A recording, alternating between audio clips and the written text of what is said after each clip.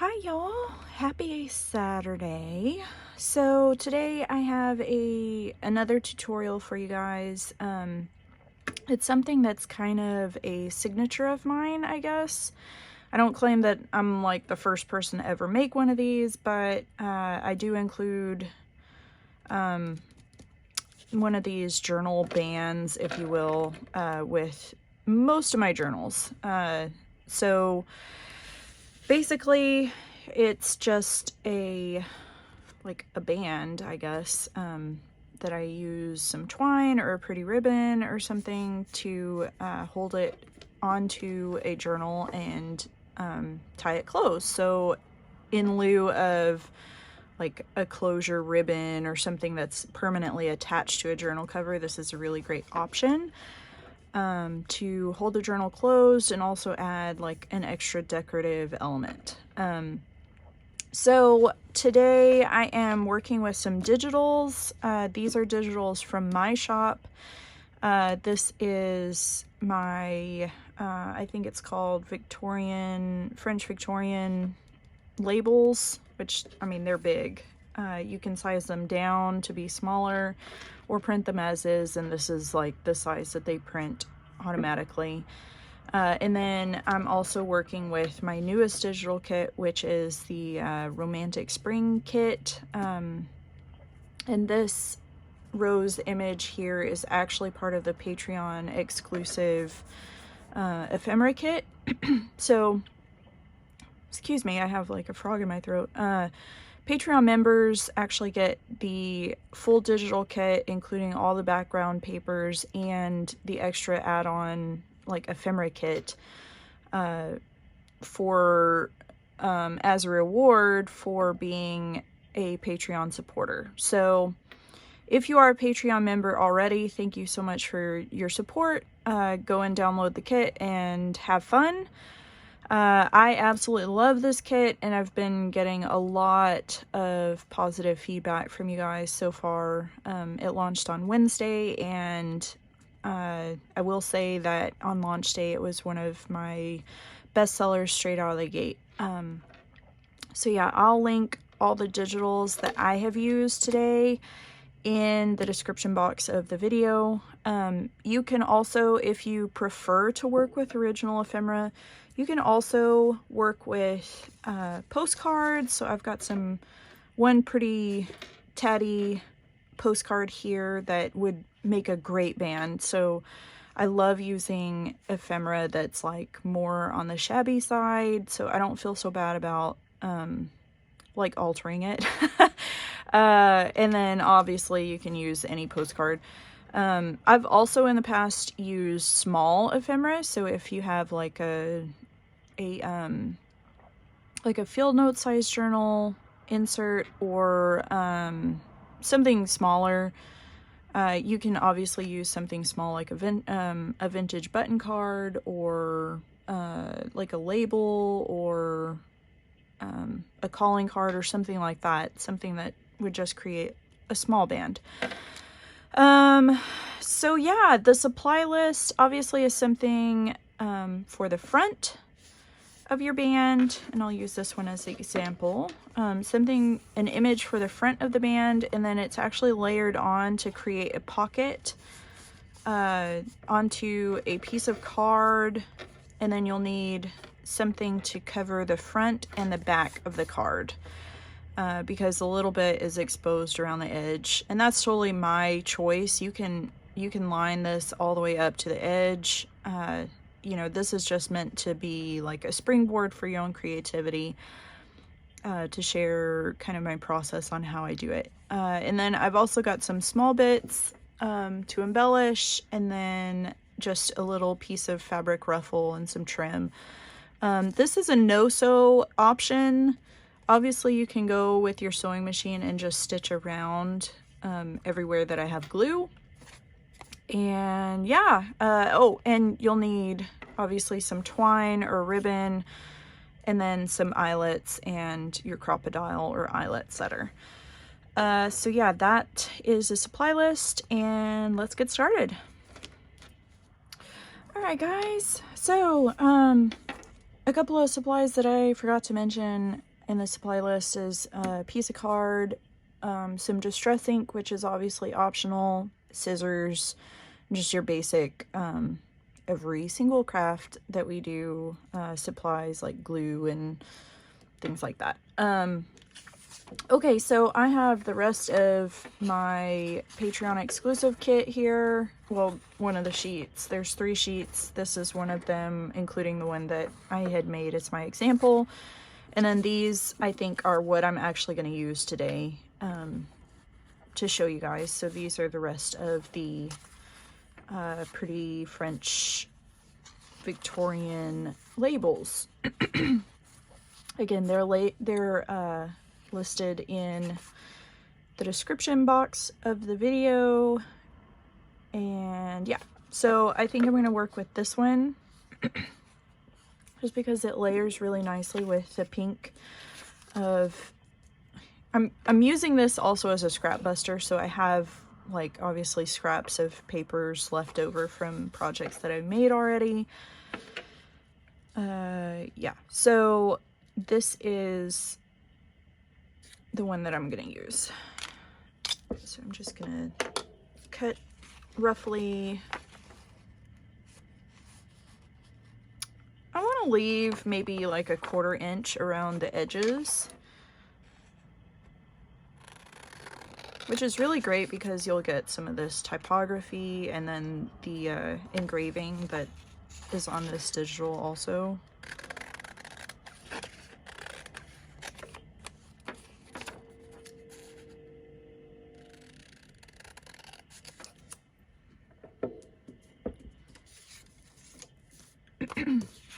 And then this is just a scrap of card that I have left over from making like a journal cover earlier this week.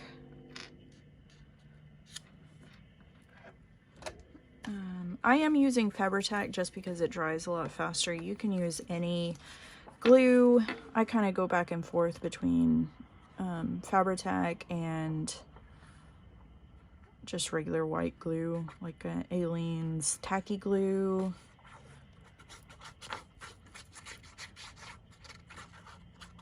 The eyelet also serves as like an additional point of like reinforcing the like the hold of the layers together.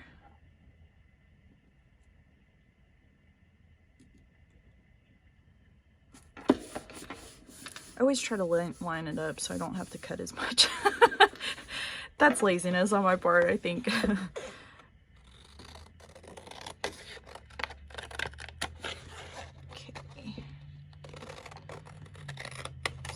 I'd love it if you guys make one of these. I'd love to see it. Tag me on Insta. Just like mention, I mean, I would be so appreciative. You don't have to, obviously. Mention that you saw this tutorial on my YouTube channel. But yeah, again, you don't have to. I would love it if you did. And I'm just going to pick out like a book page to line the back of this one. I actually like that side better.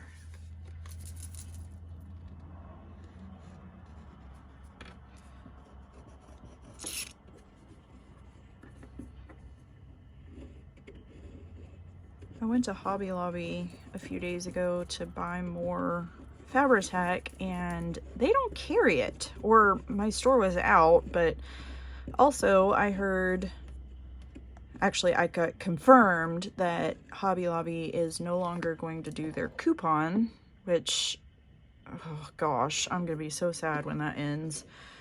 But yeah, they're gonna do away with their coupon, and they said that they're just gonna put more items on sale each week. I don't know if I buy that.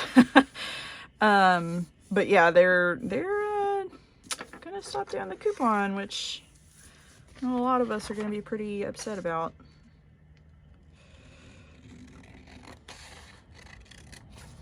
So No, I sure like saving 40% on my Fabri-Tac, which never goes on sale, so I don't know. I was saying I think they probably pulled all their Fabri-Tac off the shelf until after they get rid of their coupon. Okay. So, there we go. I'm gonna put those to the side. Same with this. Okay, so now let's work with, now that the base is done, let's work with the main graphic. So on my example, oops, oh no, there went my eyelets. On my example, I actually bent down to indicate that there's a pocket. I kind of distressed that edge a little bit. And then I inked it, obviously. I did add on a stamp and this notarial seal. So those two are like authentic vintage pieces. And I just have a few little pieces here. Isn't this the sweetest thing? This is one of my favorite things right now. So I'm just gonna pull out one of those. I kind of like that composition, so I'm not gonna mess with it. And then I just kind of pull out a contrasting colored stamp. I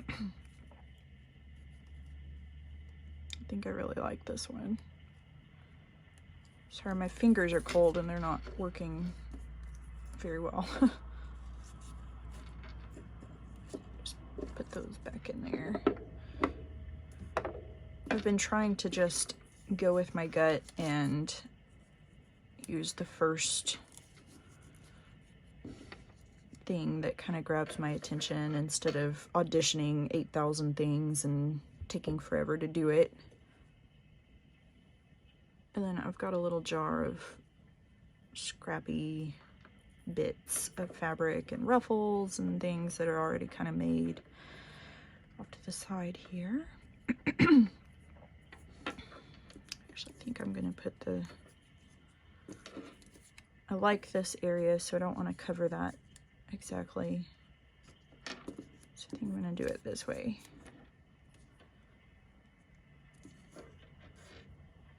And because obviously this whole image is part of the composition, we want to be careful not to cover parts that we like. I'm looking for my trims that I had earlier. Oh, here they are.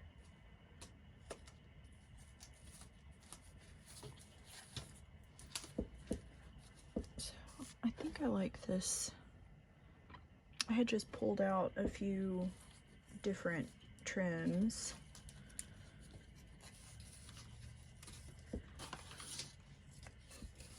I think I'm gonna go with this one again. It's just such a gorgeous trim.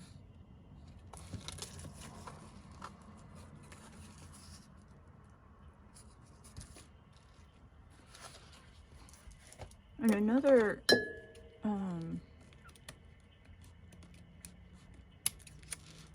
scissors are not the best for cutting thick fabric type materials. I'm bad about my scissors. I don't even have a fabric scissors anymore. I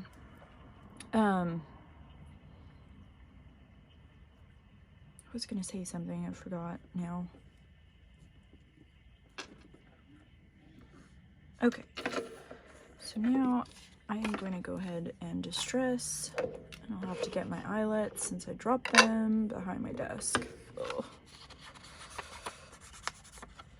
So I'm not just like distressing the whole thing evenly or anything. I just want to kind of create a visual stopping point between the values of the main image and the background. So before I distressed, they were kind of like on the same level. And by distressing, you're kind of creating this visual stopping point for your eye to transition to the next piece, and it doesn't just like get lost, if you will. I'm gonna go ahead and distress this too a little bit on the back also. My kiddo. A lot of you guys comment about Lennon on my videos. Actually, you know what? I think I might use this as... Never really have a set idea. Kind of fly by the seat of my pants.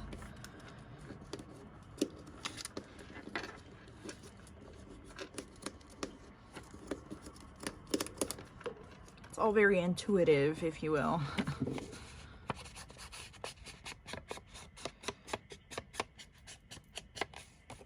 Obviously, you want to do all your distressing before you start gluing things down.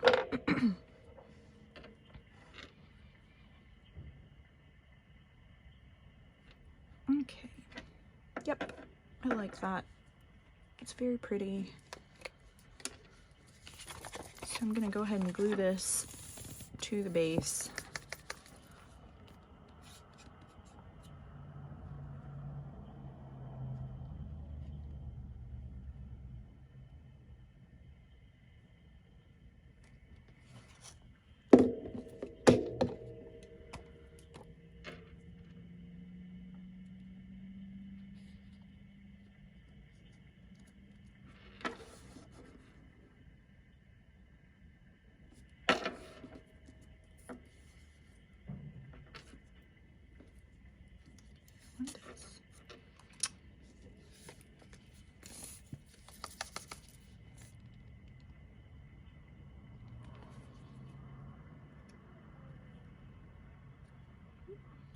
Big dot of glue there.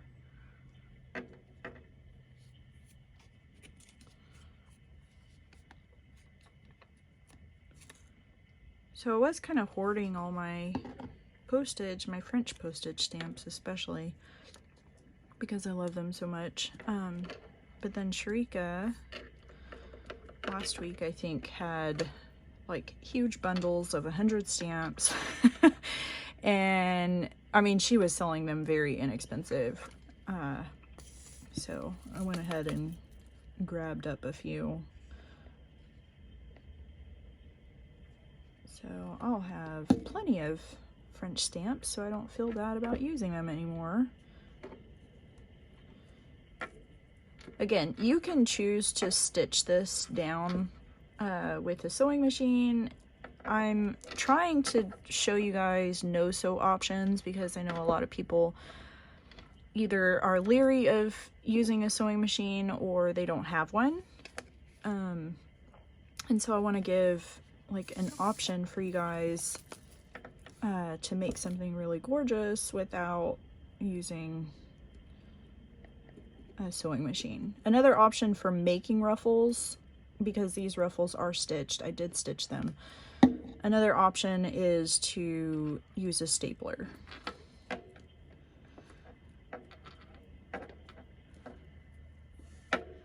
Okay, so I'll be right back. I have to grab or dig out my eyelets from behind my desk.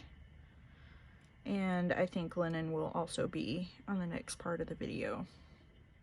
Okay, so we're back. Lennon is with me now. And the very last step of making these little bands is to actually just set an eyelet. Whoa, did you see that? Just set an eyelet. And I always just punch straight through my trims and everything. I think that it adds like a nice little added detail. But sometimes you have to kind of wiggle it and help it along with your scissors.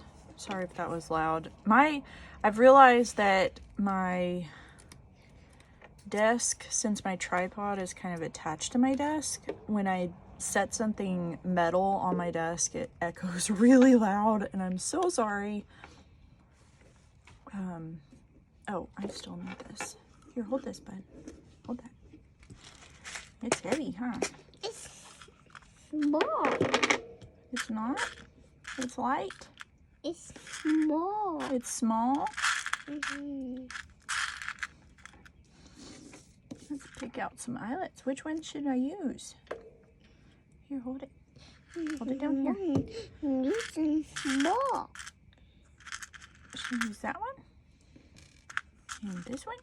Let's make sure they match. Nope. I keep all my eyelets together, but they don't. Nope. Look, those two match.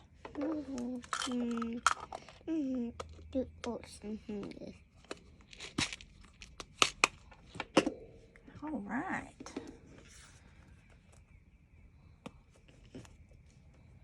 Okay, let me see.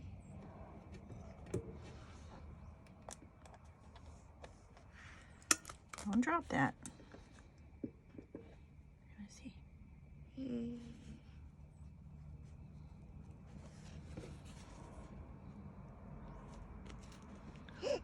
Those in the head. Put that one right there. Here. Wow. Isn't that pretty? All right. All right, guys. So that's it. That is the whole tutorial. Obviously, the sky's the limit on the options here. You can, yeah. You can use any kind of trims, small bits, images, digitals, regular vintage papers, non-vintage papers, anything you want. Obviously, you can use this technique on them to create like a really pretty journal band. And these make really great gifts. I've sent some in Happy Mails to people, but really they're pretty quick to put together. So yeah, hopefully you guys have enjoyed this, and I'd love to see again what you make. So if you post on Insta, for sure just tag me in a comment. I get a lot of notifications every day, so if I don't comment, I'm so sorry. Instagram doesn't really show me everything anymore, so send me a message. I'd love to see it. And yeah, so hopefully you guys have a great rest of your weekend, and happy crafting.